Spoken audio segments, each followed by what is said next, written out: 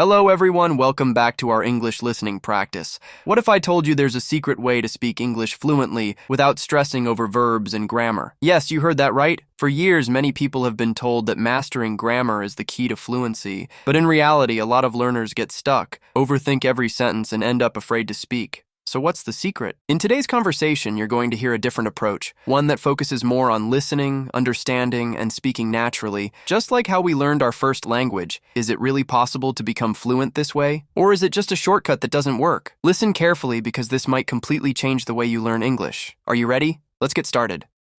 First of all, let me introduce myself. My name is Chris, and today my homie and I are going to spill the tea on how to speak fluent English without breaking a sweat. The best part? It's dead simple and literally costs $0. Want the cheat code? Better listen up to our convo because we're dropping gems. You know, Tiffany, people always ask me how I became fluent in English, and honestly, I don't think I followed a traditional path at all. I never really liked textbooks or grammar drills, so I ended up learning in a very different way. That's interesting, Chris, because my experience is almost the opposite. I started learning English when I was really young, like in elementary school, and my parents enrolled me in English courses, so I had a structured foundation from the beginning. Yeah, I can imagine that gave you a strong base. For me, it all started with watching Western movies without subtitles. At first, I barely understood anything, but I kept watching anyway, just trying to catch familiar words. That sounds challenging, though. Didn't you feel frustrated when you couldn't understand most of what they were saying? I feel like a lot of learners would give up at that stage. Oh, absolutely. It was frustrating at the beginning, but I treated it like a game instead of a study session. Every time I recognized a word or phrase, it felt like a small victory, and that kept me going. I like that mindset. In my case, since I joined courses early on, I had teachers guiding me step by step. We practiced grammar, pronunciation, and even conversations.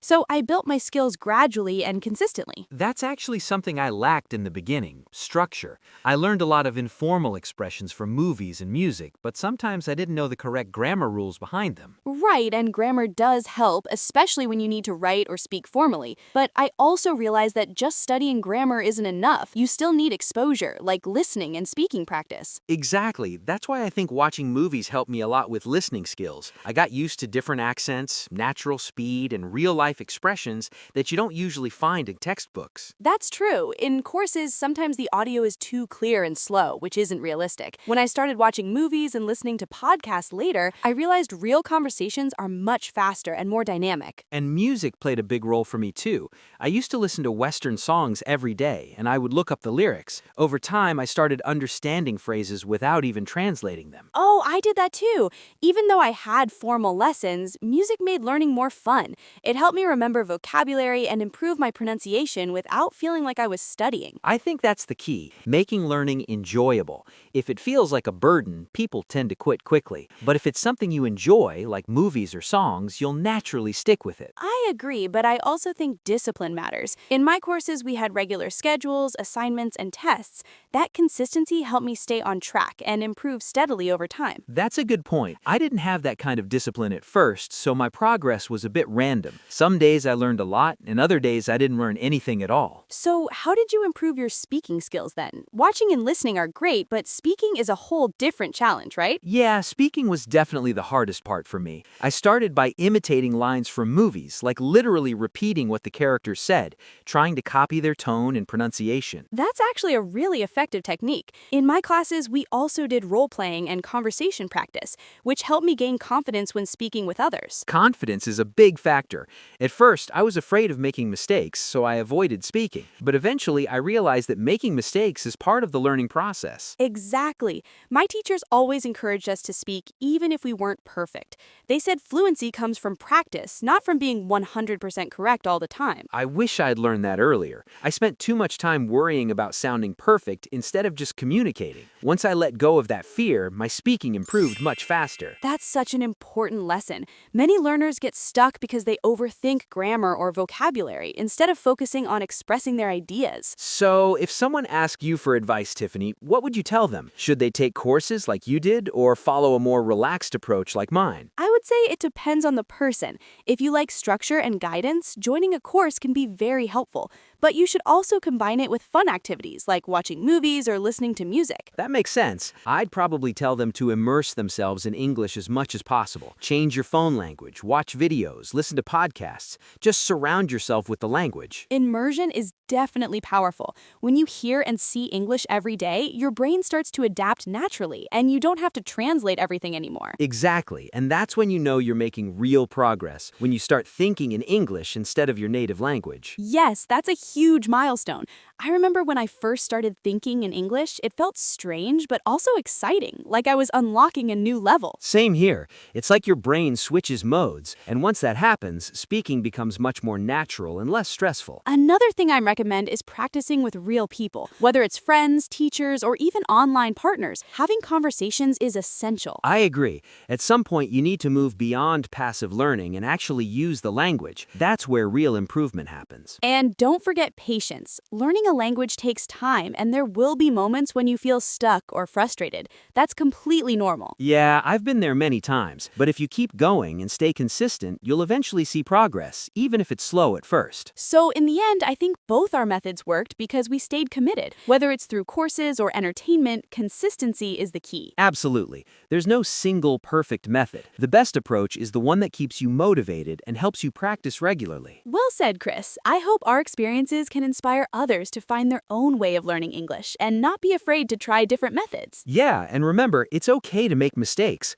What matters is that you keep learning and keep improving every day. Exactly. So keep listening, keep speaking, and most importantly, enjoy the process. Honestly, Tiffany, I've been thinking about this a lot lately, and I feel like people overcomplicate learning English. In my opinion, if you really want to be fluent, you should just forget about verbs, grammar rules, and all that technical stuff, and focus entirely on listening every single day. Wait, Chris, I understand what you're trying to say, but I don't completely agree with that.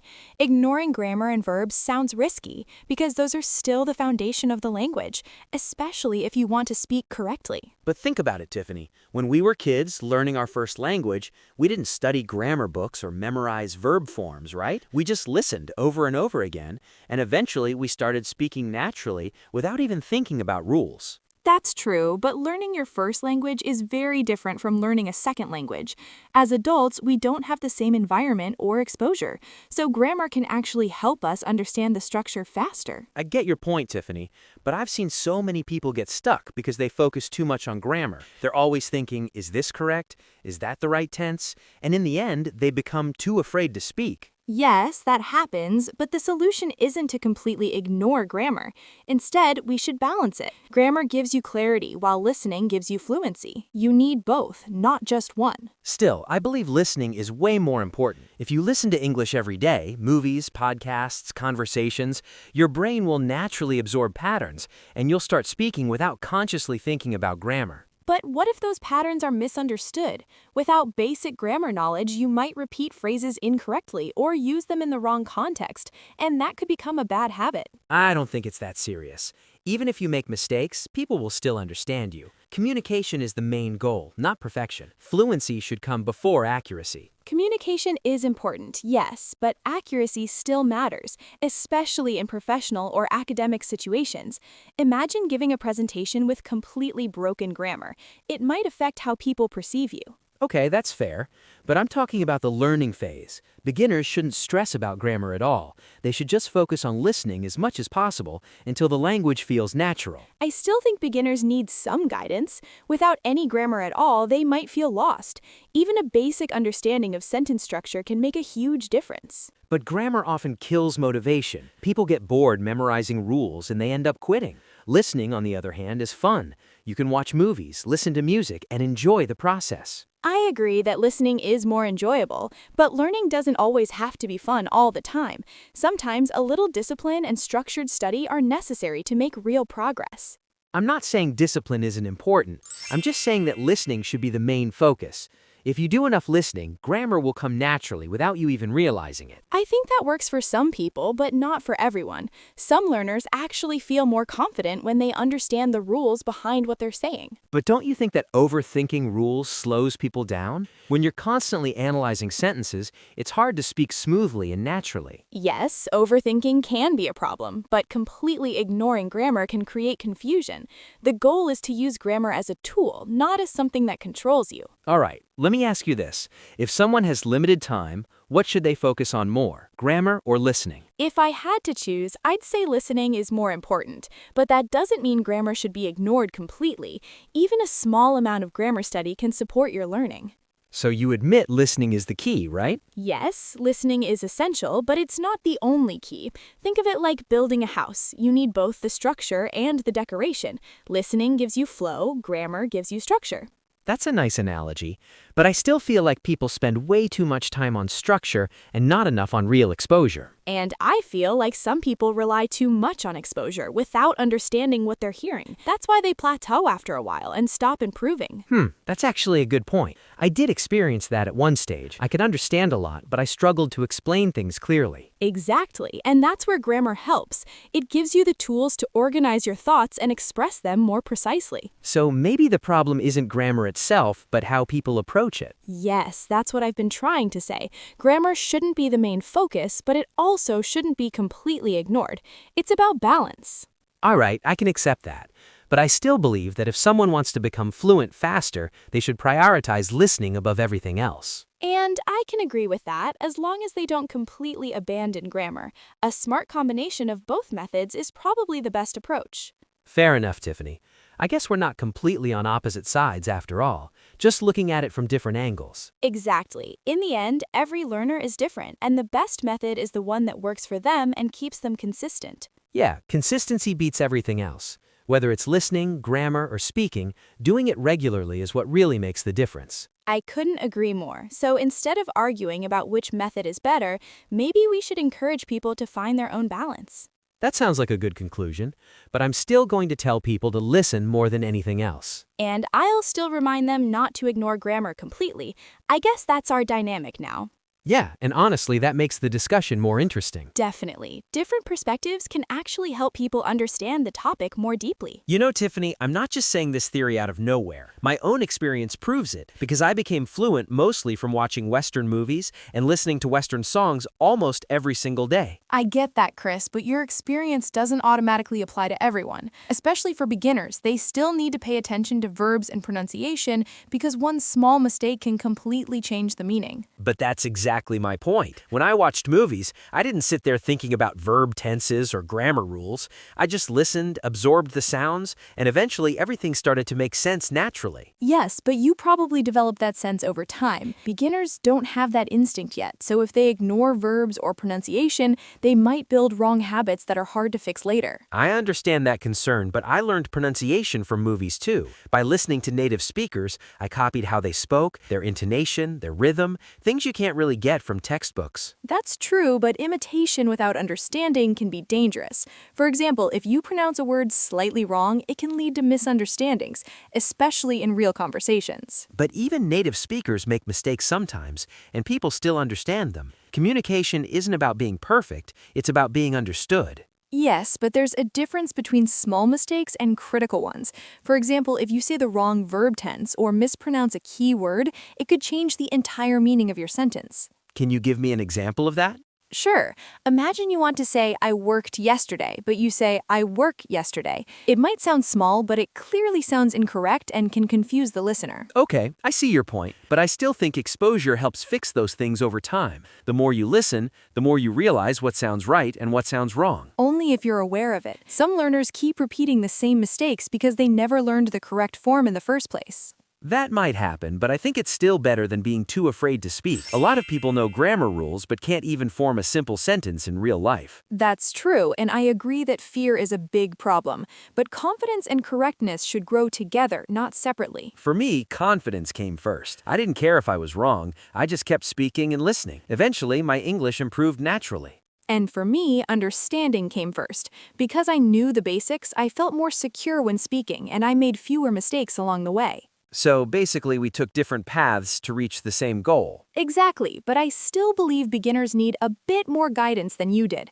They can't just rely on movies and songs without understanding what's happening. But movies and songs make learning fun. If beginners enjoy the process, they're more likely to stay consistent. And consistency is what really matters. I agree with that, but enjoyment alone isn't enough. Without proper guidance, they might misunderstand lyrics or dialogues and learn incorrect meanings. That's why I used to check lyrics and sometimes search for meanings too. It wasn't completely random. I just didn't focus on formal grammar rules. Well, that actually proves my point a little. You still verified what you learned, which means you didn't rely purely on listening without any understanding. All right, fair enough. But still, listening was the main driver of my progress. Without it, I don't think I'd be as fluent as I am today. And I'm not denying that.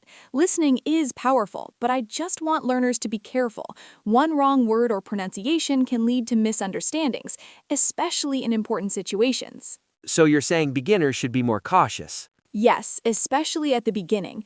Build a strong foundation first, even if it's basic, then combine it with listening and speaking practice. I can respect that, but I still feel like too much focus on rules can slow people down and make learning less enjoyable. And I still feel like ignoring those rules completely can lead to confusion and bad habits. That's why balance is always the best solution. Looks like we're back to the same conclusion again. Yes, but this time with a clearer understanding of why both sides matter. Fair enough. I'll keep recommending movies and music as the main method. And I'll keep reminding people not to underestimate the importance of verbs and pronunciation. Deal. At least now people can choose what works best for them. Exactly, and that's what really matters in the end. Honestly, Tiffany, I still think people worry too much about making mistakes. Even if a beginner speaks broken English, it's totally fine. Because if they talk to someone fluent, that person will usually understand what they mean anyway. I see where you're going with this, but I'm not entirely convinced yet. Miscommunication can still happen, especially if the mistakes are too big or the sentence is unclear. But think about it like this. When a baby learns to speak, they don't use perfect words or grammar, right? They just say whatever they can, and adults still understand them and even help correct them naturally. That's actually a really interesting analogy, and I can't deny that it makes sense.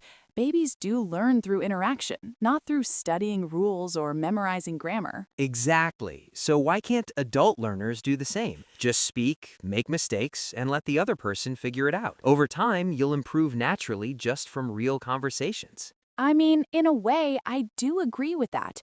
Real communication can definitely accelerate learning, especially when you're actively using the language instead of just studying it passively. See? That's what I've been trying to say this whole time. You don't need to be perfect to start speaking. Just jump in, talk to people, and let the process happen. But there's one thing you're not considering, Chris. Not everyone is comfortable with that approach. Some people feel embarrassed or afraid of being judged when they make mistakes. Yeah, that's true, but I think that fear is something they need to overcome. If you keep waiting until you're perfect, you'll never start speaking at all. I agree with that part. Waiting for perfection is definitely not the right approach. But still, confidence plays a huge role here, and not everyone has that level of confidence from the beginning. Then maybe the real problem isn't grammar or listening, it's mindset. People are too scared of being wrong instead of focusing on learning. That's a very valid point, actually. Mindset can either help you grow or hold you back. If you're too afraid, you won't take the risks needed to improve. So basically, if a beginner isn't afraid of making mistakes, they can just start talking to fluent speakers and learn along the way, right? Yes, I would say that works, but only if they're mentally ready for it. You need to accept that you will make mistakes, and sometimes those mistakes might sound awkward. But that's part of the process, isn't it? Even if it sounds awkward, at least you're learning something from every conversation. True, and honestly, I admire people who are brave enough to speak even when they're not fluent yet. That kind of courage can really speed up their progress. Exactly. That's why I always tell people, don't be afraid to sound silly. Most fluent speakers won't judge you. They'll actually appreciate your effort.